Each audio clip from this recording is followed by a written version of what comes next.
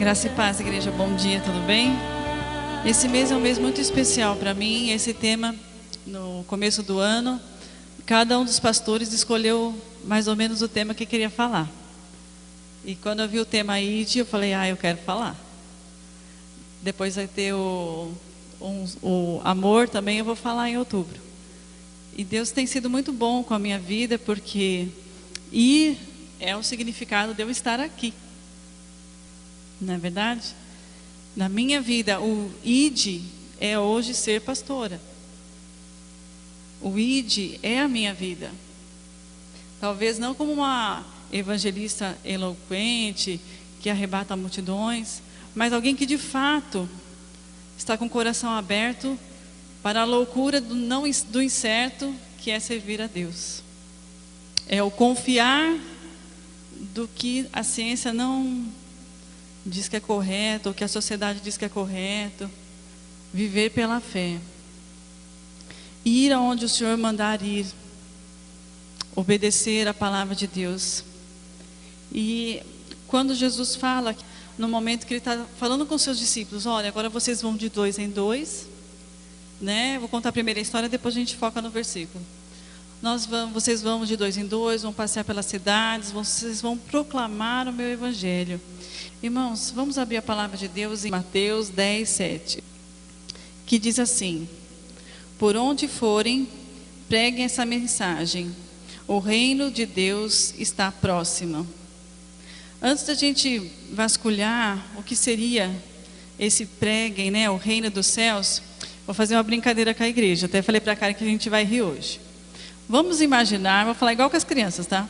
Vamos imaginar que cada um de vocês vai receber um talão bem grande, que vocês podem distribuir para qualquer pessoa, aquilo que o seu coração desejar. Você pode pegar, destacar tudo na hora, sair distribuindo, mas são passagens para ir para o céu. Se você recebesse hoje de Deus um talão com passagens para ir para o céu, a pessoa não precisa fazer nada. Cabe você escolher para quem você vai dar essa passagem. O que vocês fariam? Os adultos são comportados. Se as crianças falam, mas os adultos são comportados. O que nós faríamos com essas passagens para o céu? Alguns guardariam, tipo, isso é muito especial. Quando achar alguém especial, eu vou dar para ela. Outros que já são mais contentes, já saía distribuindo na rua, né? O que você faria? Pensa aí, o que você faria com a passagem para o paraíso? E pensando nessa passagem para o céu, é o tema dessa pregação de hoje. Passagem para o céu. Eu e você, nós temos essa passagem nas mãos. Nós temos o conhecimento da palavra da verdade. Nós temos o conhecimento da salvação. Nós temos o conhecimento que Jesus Cristo é o Senhor da nossa vida, que Ele é o Filho de Deus Salvador. E hoje, irmãos, eu vou ter bastante liberdade de falar com vocês, porque todo mundo é de casa, então todo mundo é crente. Então, como não tem visitante, eu vou falar para quem é crente mesmo. Vou falar para vocês que já conhecem a palavra de Deus. Amém, igreja? Então, quando a gente pensa assim, o que eu faço com isso? Guarda na cabeça. O que eu faria com essas passagens para o céu? Tá? Guarda isso no seu coração, que depois eu vou trazer de volta. Nós temos a boa notícia. Jesus foi muito claro quando disse, vai e pregue. Jesus não deu nenhum livro de teologia. Jesus falou para não levar sandália, para não levar nada, para não levar... Simplesmente vai e anuncia. Jesus não falou nenhum protocolo. Por exemplo, assim, primeiro você tem que falar que eu amo a pessoa. Depois que eu sou o Salvador. Não. Jesus falou, vai e fala, porque na verdade, irmãos, quem usa a nossa vida é o Espírito Santo de Deus. Tem um versículo que fala assim, olha, não se preocupa com o que você vai falar, porque quando você começar a falar, eu vou usar a sua vida. Sou eu que vou falar para você. Então, muitas vezes a gente está tão preocupado como falar essa boa notícia de Jesus, e nós não falamos nada. Nós simplesmente nos calamos. Mas pensando um pouquinho mais no céu, o que é o céu? O céu é o lugar que Jesus tem preparado para nós passarmos a eternidade. Que eternidade é essa?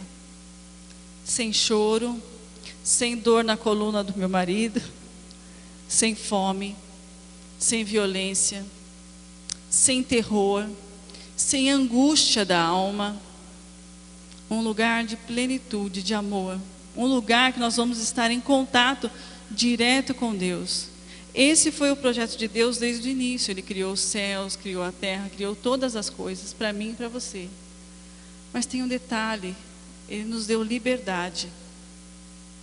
Em todo o tempo, Deus nos dá liberdade de escolher se nós queremos, o que queremos na verdade. E Eva foi lá e comeu do fruto. E não tão feliz, ainda deu para Adão. E o pecado entrou. Foram expulsos do paraíso, foram expulsos da presença de Deus. E aí a saga começa. A saga da maldade, da mentira.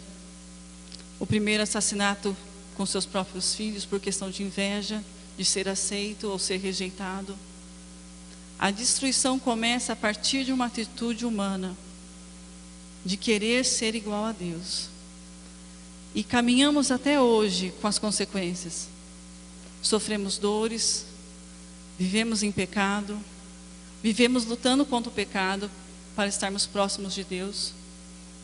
Não somos merecedores desse céu, mas Jesus nos amou e nos ama até hoje com a busca de redimir a nossa vida, essa vida pecaminosa, para de fato nós podemos entrar no céu e passarmos a eternidade com Ele. Quando a gente pensa como o pecado nos separa de Deus, e como isso não só nos destrói tudo que está ao nosso redor, porque cada vez que nós cometemos o pecado, ele destrói algo em nós e algo ao nosso redor. Não sei se vocês conseguem entender isso. Ele nos destrói e destrói algo ao nosso redor. Quando nos arrependemos, quando nós reconhecemos os nossos erros e clamamos a Deus, Deus faz nova todas as coisas. Deus reconstrói os relacionamentos. Deus transforma as vidas, transforma a nossa consciência, transforma a nossa essência. E aí, se há algo bom que a gente consegue fazer de bom, é porque o Espírito Santo de Deus habita em nós. Abre a palavra de Deus em João 14:6. Que diz assim: Eu sou o caminho, a verdade e a vida. Ninguém vem ao Pai a não ser por mim. Se vocês realmente me confessam, conhecerão também o meu Pai. Já agora vocês o conhecem e o têm visto. Jesus veio nos ensinar. O pecado nos separou, mas Deus enviou o seu Filho. E o amor de Deus é tão grande que Deus sabia a nossa incapacidade de ficar só no abstrato, de ficar só nas visões, só nos milagres. Chegou um ponto que Deus entendeu que Ele precisava mandar alguém, a nossa imagem e semelhança. Nós tínhamos essa necessidade de tocar, de ver alguém face a face e aprender. Então Deus falou assim: olha, filho, você vai ter que ir, você vai ter que passar por isso, mas você vai ver que vai valer a pena. E Jesus veio, nasce de mulher, passa as mesmas necessidades que a gente, as mesmas dores, as mesmas ansiedades. E a palavra de Deus é muito clara sobre tudo isso. Mas o foco de Jesus em toda a sua trajetória, quando Ele inicia o seu ministério, é ensinar os seus discípulos. Ele ensina em todas as circunstâncias. Quando vê o povo passando fome, não, vai lá, pega que eu vou multiplicar. Ah, está acontecendo tal coisa, as crianças estão fazendo bagunça, traz aqui que eu vou orar, não deixa elas ir embora não. Em todo momento, em todas as circunstâncias, Deus mostra com a sua vida o padrão a ser seguido como ser humano. Então, Jesus mostra a questão da obediência a Deus, porque em todo momento é relatado na Bíblia que Jesus pede ao Pai. Quando Ele vai ressuscitar lá, o Senhor, Pai, me concede essa graça. Ele sendo Deus em todo o tempo, a oração do Pai Nosso, né? Seja feita a tua vontade, assim na terra como no céu. O manual de Deus é sempre estar submisso à vontade de Deus e à sua palavra. E Jesus transfere essa responsabilidade de obediência, de submissão aos seus discípulos. E hoje nós somos os discípulos de Jesus. Hoje nós representamos aquilo que Jesus ensinou. Isso deve ser verdade na nossa vida. É desafiador? Sim, é desafiador. Mas um coração disposto e disponível, Deus usa. Vamos abrir a palavra de Deus em Marcos de novo, não, mas gente, é Mateus 25, 1.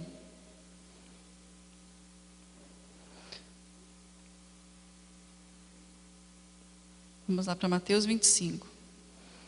É uma parábola bem conhecida e que assusta um pouco o cristão. Porque a gente entende que uma vez que a gente aceitou Jesus como seu Senhor e Salvador, a passagem já está na nossa mão, né? Eu tenho Jesus, Jesus me salvou, estou com o passaporte na mão, a hora que Jesus ou me levar ou vier arrebatar a igreja, eu estou tranquilo. E Jesus explica assim: o reino dos céus será, pois, semelhante às 10 virgens que pegaram as suas candeias e saíram para encontrar-se com o noivo. 5 delas eram insensatas, 5 eram prudentes. As insensatas pegaram as suas candeias, mas não levaram óleo. As prudentes, porém, levaram óleo e vasilhas junto às suas candeias. O noivo demorou a chegar e todos ficavam com sono, adormeceram. À meia-noite, ouviu-se um grito: o noivo se aproxima, saiam para encontrá-lo. Então todas as virgens acordaram, prepararam as suas candeias. As insensatas disseram às prudentes: deem um pouco do seu óleo, pois as nossas candeias estão apagando. Elas responderam: não, pois pode ser que não haja o suficiente para nós e para vocês. Vão comprar óleo para vocês. E saindo elas para comprar óleo, chegou o noivo, e as virgens que estavam preparadas estavam com ele para o banquete nupcial. E a porta foi fechada. Mais tarde vieram também as outras e disseram: Senhor, Senhor, abra a porta para nós. Mas ele respondeu: a verdade é que eu não as conheço. Portanto, vigiem, porque vocês não sabem nem o dia e nem a hora. Quando a gente pega essa parábola de Jesus, ele está dizendo assim: você me conhece, você tem a minha unção, mas você tem que estar atento a todo momento, porque eu não vou te avisar quando eu vou chegar. Não vou te avisar quando será o último dia da sua vida, nem quando eu vou vir buscar a minha igreja. Mas a gente, como cristão, a gente tem que estar atento ao que fazer, ao que ser, não perante aos homens, mas perante a Deus. E quando Jesus ensina os seus discípulos, ele fala: vá e pregue, por onde quer que forem. Está dizendo assim o versículo tema, que diz assim: por onde forem, preguem essa mensagem. Enquanto nós estamos aguardando a vinda de Jesus, por onde quer que nós formos, nós temos que falar do amor de Deus, anunciar o reino. Tira a passagem aí do bolso, bloquinho. Tira a passagem. Quem pegou? Ninguém pegou? Eu tenho a minha aqui. Para quem você vai distribuir? Para quem você vai oferecer o reino dos céus? Eu queria que vocês trouxessem a memória de vocês um pouquinho. Quem foi a primeira pessoa na vida de vocês que falou alguma coisa, uma sementinha, hein, Joel, alguma coisa da palavra de Deus, qualquer circunstância? Puxa aí, memória é boa. Não é como a do pastor Rubinho, mas deve ser boa. Quando foi que alguém, em algum momento, falou do amor de Deus para você? Lembraram? Sim ou não, gente? Lembraram? Vocês conhecem essa pessoa? Vamos brincar agora. Quantos conhecem a pessoa que falou? Tem contato até hoje? Levanta a mão. Pode abaixar. Quem não lembra o nome, não tem a mínima noção, levanta a mão. Muitas vezes, alguém começa a falar do amor de Deus e não vai ver os frutos. E nós, como cristãos, queremos sempre ver o fruto, né? Não, eu falei, eu levei para a igreja, eu fiz. Você não fez nada, quem faz é o Espírito Santo. Você simplesmente distribuiu a passagem. Quando a gente pensa em qual é o nosso propósito de vida, alguém fez isso por nós, alguém deu uma esperança para nós. Mas tem um detalhe muito interessante, que eu vou compartilhar com os irmãos agora. Abre em Marcos, agora é Marcos, gente, 16:15. Pode abrir, agora esse está certo.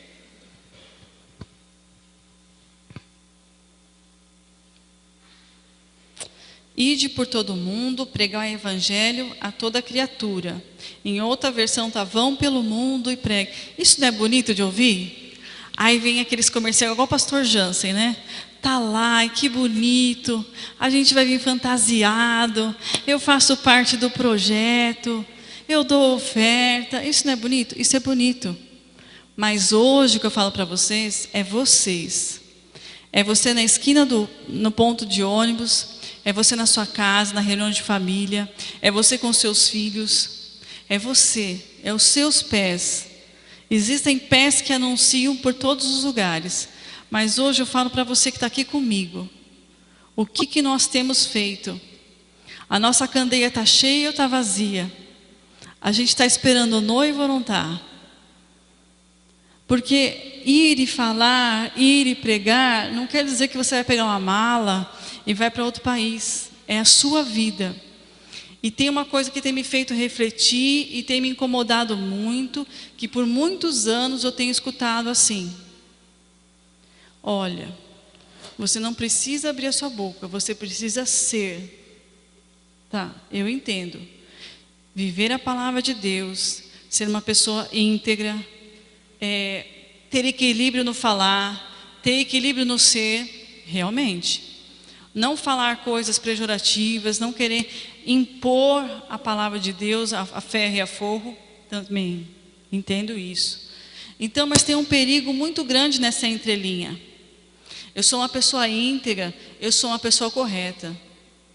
Mas hoje o cristão não está sendo reconhecido como cristão. Porque a partir do momento que eu sou reconhecido como cristão, então eu tenho uma postura e um falar que deve dar contas do Evangelho de Deus. E muitas coisas não têm mudado na nossa sociedade, até mesmo na nossa igreja hoje, porque nós podemos até nos comportar como cristão. Mas Deus sempre deixou muito claro que nós temos que falar, nós temos que pregar, nós temos que anunciar. E a palavra de Deus tem poder. Não é a Márcia que tem poder, não é o Alex que tem poder, não é a Juliana, não é ninguém. É a palavra de Deus, é o compromisso que Deus tem com a sua palavra, com o amor que Ele tem pelos seus, que é toda criatura. Não é uma criatura específica, porque a gente seleciona quem a gente quer do nosso lado. Mas Deus não seleciona. Deus é justo, Deus é bom, a salvação dele é para todos. O que nós temos feito com os nossos pés, por onde temos passado? Mas o que nós temos falado faz muita diferença. E agora eu vou mais no profundo, no que dói mais. Vamos lá, Lucas 6,45. A palavra de Deus diz assim: o homem bom tira coisas boas do bom tesouro que está em seu coração. O homem mau tira coisas mas do mal que está em seu coração. Porque a boca fala do que o coração está cheio. Irmãos, o que é prioridade na sua vida vai encher o seu coração. O que é importante vai encher os seus olhos, sua vida vai girar em torno disso. Isso vai ser relevante, isso vai estar no seu coração e isso vai sair pela sua boca. Não tem como não sair da nossa boca aquilo que é verdade na nossa vida. Aquilo que é importante. Então, se você está amargurado, vai sair amargura, vai sair coisa ruim. Se você tiver com inveja, vai sair, você vai falar, isso vai externar. Só que tem um detalhe, é aquilo que está cheio o seu coração. A candeia está vazia. A gente vai se perder no meio do caminho. Jesus vai passar, a gente vai ficar. E a palavra de Deus não mente, a palavra de Deus ela é simples e clara em tudo que fala. O homem bom tira coisas boas do tesouro que está em seu coração. Se Jesus é o nosso tesouro, se Ele é o bem mais precioso, falar do amor de Deus tem que ser uma coisa natural. Se isso não é verdade na nossa vida, acende a luzinha aí. Tem um curto-circuito, tem algo faltando. Se ir para o céu e se falar do céu para as pessoas que estão ao nosso redor não é relevante, acende uma luzinha aí. Tem alguma coisa errada. O seu coração não está cheio de Deus. Você conhece a Deus, você conhece a palavra. Mas decidir viver é decidir falar, é decidir obedecer. Não estou dizendo que, então eu pego, decoro um texto e saio falando para todo mundo. Mas eu preciso entender como está a minha vida com Deus. Para que de fato eu possa obedecer a sua palavra. E examinar o nosso coração hoje, a minha vida e a sua vida, falhos e pecadores de dependência de Deus, isso é constante. Mas o tesouro, o que é o tesouro? O que para você tem valor? O que é indispensável? Fora o ar, a comida. O que é indispensável mesmo? Ser amado, se sentir amado por Deus. O que é profundo? O que é assim, nossa, tira o meu celular. Eu garanto para vocês que se eu arrebatar vários celulares aí, depois de umas 5 horas, você vai começar tem pessoas que têm até pânico já. Então o celular tem até se tornado uma prioridade. Ah, Márcia, é exagero. Não é. Não é. O que é prioridade? O que é realmente importante? O que alegra o coração de verdade, não importa as circunstâncias, o que alegra? É estar na casa de Deus? É cantar louvor? O que é? É ficar em casa no Netflix? Assistir toda a saga, 5, 6 horas? Tentando preencher um vazio, esvaziar a cabeça, sendo que o que a gente precisa é de Deus. A gente precisa da presença de Deus. Nós precisamos parar para ouvir a voz de Deus. Ontem eu fui no lugar, tomei um café e comi um doce. Eu sentei e falei, Deus, eu tenho que terminar essa pregação. Eu já pensei tantas coisas, já pensei tantas formas. E como eu senti a presença de Jesus, como se Ele sentasse do lado da minha cadeira. E Ele me disse assim, eu não aguento mais ouvir o choro, a angústia, o desespero, e ninguém fazer nada. Eu estou voltando. O que me dói é ouvir o choro, o desespero de muitos e ninguém fazer nada. Ah, mas pastor, isso daí é para os refugiados. Isso daí é coisa de quem está na guerra, né? É para quem o país não é evangelizado. Não. Quantos de nós dentro da igreja nos sentimos sozinhos? E quando alguém te abraça e fala, Jesus te ama, Jesus está conosco, a paz de Deus invade o nosso coração. Isso dentro da igreja. Porque de fato nós estamos pedindo socorro para Deus e buscando a Deus de forma certa, de forma errada, nos regenerando a cada dia. Imaginem vocês que não têm a mínima noção que existe Deus, que existe um Pai que nos ama, que entregou a sua vida por nós. Para fechar, o versículo de Romanos, capítulo 10, versículo 9 e 10. E me chamou muita atenção a palavra boca. E diz assim: se você confessar com a sua boca que Jesus é o Senhor, e crer em seu coração que Deus ressuscitou dentre os mortos, será salvo.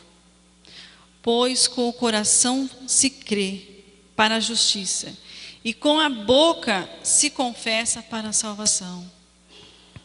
Quando Deus fala, ide, pregai, anunciai as boas novas, nós precisamos abrir a nossa boca. Com medo, sem medo, gaguejando, sem gaguejar, porque o Espírito Santo de Deus vai fluir sobre a sua vida, e você vai falar aquilo que você não sabe falar, mas o Espírito Santo de Deus sabe o que a pessoa que está do seu lado precisa.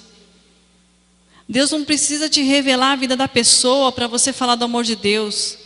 Deus vai falar com ela sem que você saiba, para que Ele seja glorificado. Deus vai usar a sua vida para que as pessoas sejam salvas, mas você precisa abrir a sua boca. Ah, pastora, como é que eu abro a minha boca? Tem um cursinho de evangelismo? Não.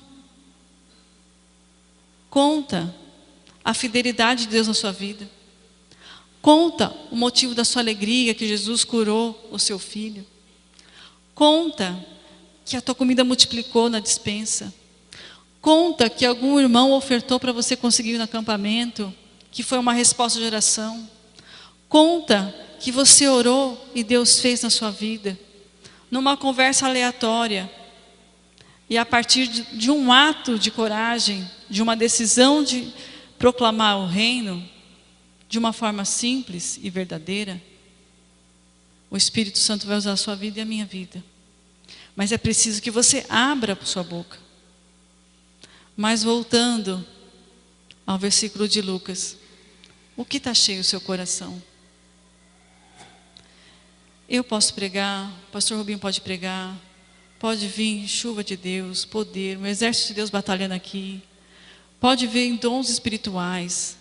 Se no seu coração não tiver a prioridade, Jesus como Senhor, um dia ir para o céu, estar com Ele, você não vai abrir a sua boca.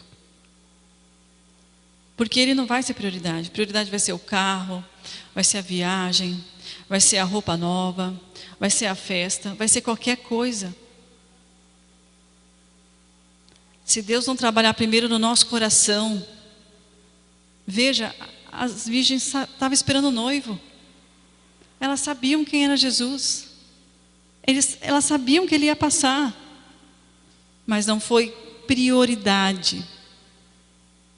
E se Jesus, se Deus, se a vida com Deus, se o céu não for prioridade, não tem como encher o nosso coração para pregar o Evangelho. Então, se hoje o mundo ainda padece, Jesus não voltou, é porque Jesus não tem sido prioridade na nossa vida. E Jesus vai voltar porque Ele vai cumprir a sua palavra. Porque há muitos que choram e que clamam, e Ele tem ouvido esse clamor. Deus nos deu essa oportunidade de distribuir todos esses convites que eu brinquei com vocês aqui. Não tem fim esse talão. Pode ser para o mendigo da praça, pode ser para o presidente, pode ser para quem for. Vocês podem anunciar as boas novas, que Jesus é o Filho de Deus, que Ele nos ama e que Ele veio nos salvar. Em Romanos, desce um pouquinho, sua Bíblia já está aberta.